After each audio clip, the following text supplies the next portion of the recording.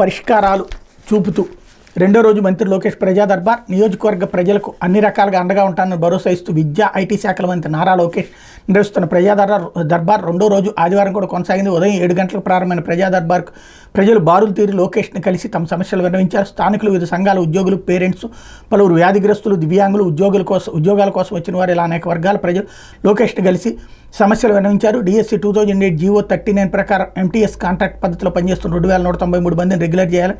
AP వెలుగు teachers federation నేతలు విన్నవించారు. దగ్గర నుంచి మొత్తం ఎవరెవరు ఏమేంటి అన్నటువంటి అంశాన్ని హైలైట్ చేశారు. లేకపోతే బొత్స సజ్జల డబ్బులు అడిగారు,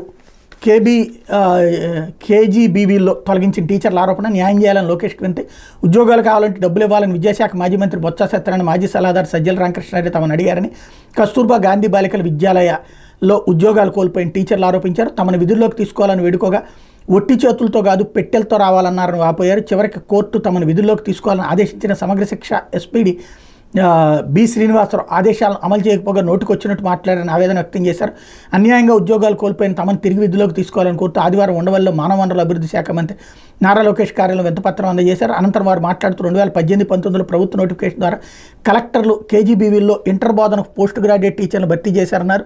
2023లో రేషనలైజేషన్ పేరుతో సమగ్ర శిక్ష అధికారులు తెలుగు, ఇంగ్లీష్ టీచర్లను తొలగించారన్నారు. దీనిపై తాము హైకోర్టును ఆశ్రయించగా ఉద్యోగాలకు తీసుకోవాలని ఆదేశాలు వచ్చాయని, కానీ ఎస్పీడీ అమలు చేయలేదని అన్నారన్నటువంటి వార్తని హైలైట్ చేశారు. లేకపోతే